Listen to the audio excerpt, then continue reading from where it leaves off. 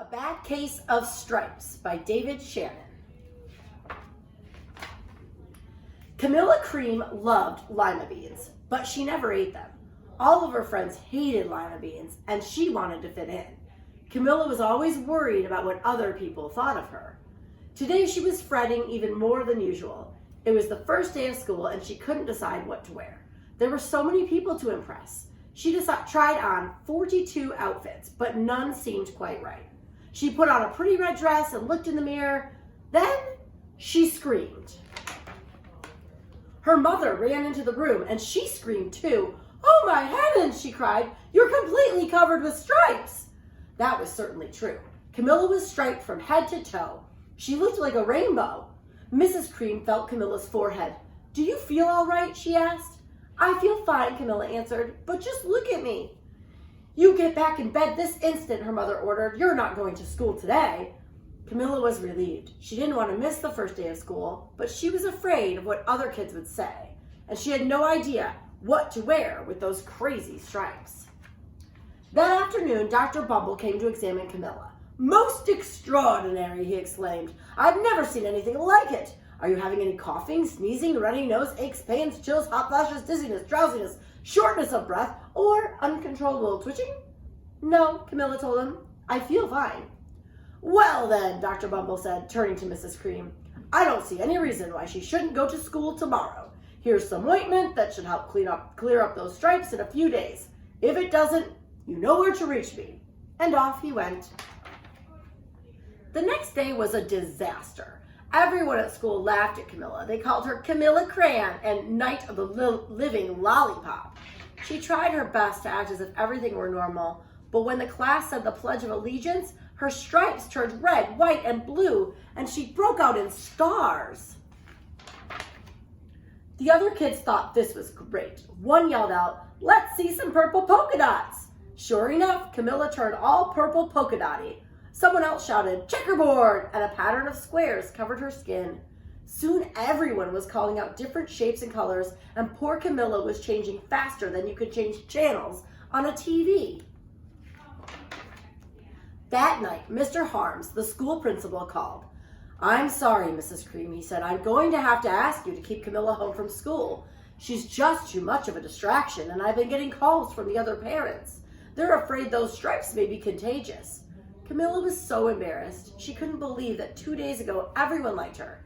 Now nobody wanted to be in the same room with her. Her father tried to make her feel better. "Is there anything I can get you, sweetheart?" he asked. "No, thank you," sighed Camilla.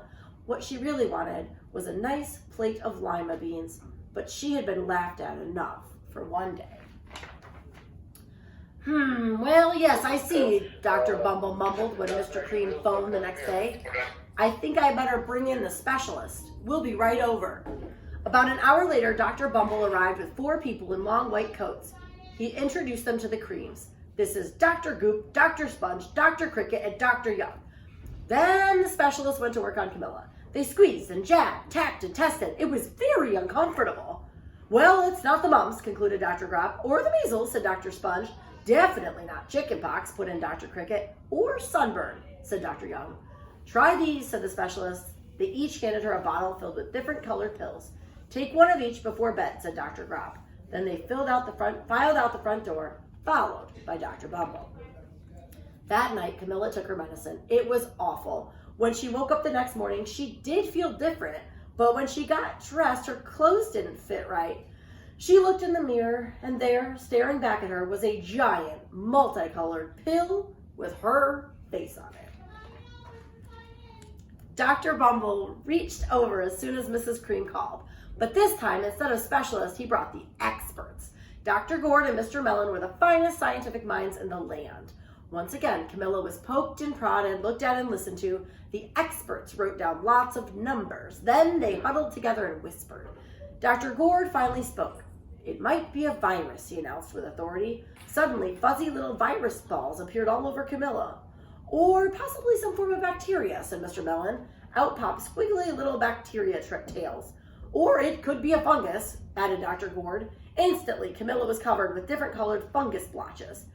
The experts looked at Camilla, then at each other. "We need to go over these numbers again back at the lab," Dr. Gord explained. We'll call you when we know something. But the experts didn't have a clue, much less a cure. By now, the TV news had found out about Camilla. Reporters from every channel were outside her house telling the story of the bizarre case of the incredible changing kid. Soon a huge crowd was camped out on the front lawn. The creams were swamped with all kinds of remedies from psychologists, allergists, herbalists, nutritionists, psychics, an old medicine man, a guru, and even a veterinarian.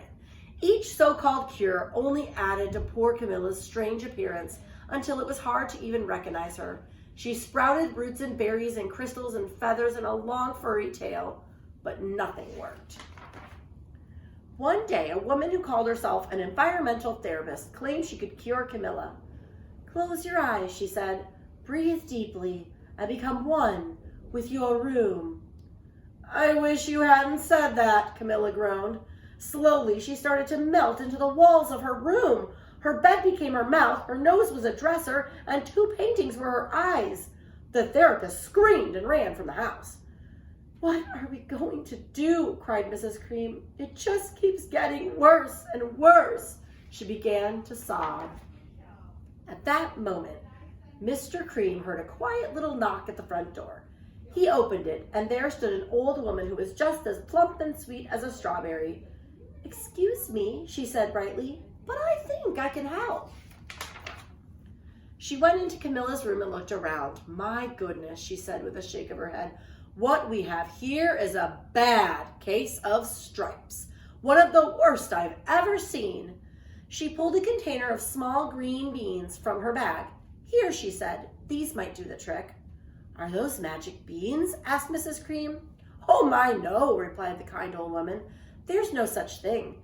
These are just plain old lima beans." "I'll bet you'd like some, wouldn't you?" she asked Camilla. Camilla wanted a big heaping plateful of lima beans more than just about anything, but she was still afraid to admit it. "Yuck," she said. "No one likes lima beans, especially me." "Oh dear," the old woman said sadly. "I guess I was wrong about you."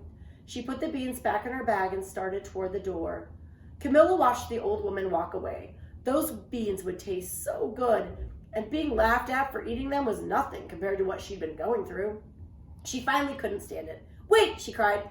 "The truth is, I really love lima beans." "I thought so," the old woman said with a smile. She took a handful of beans and popped them into Camilla's mouth. "Mmm," said Camilla. Suddenly, the branches, feathers, and squiggly tails began to disappear. Then the whole room swirled around. When it stopped, there stood Camilla, and everything was back to normal. "I'm cured," she shouted. "Yes," said the old woman. "I knew the real you was in there somewhere." She patted Camilla on the head. Then she went outside and vanished into the crowd. Afterward, Camilla wasn't quite the same. Some of the kids at school said she was weird, but she didn't care a bit. She ate all the lima beans she wanted, and she never had even a touch of stripes again. The end.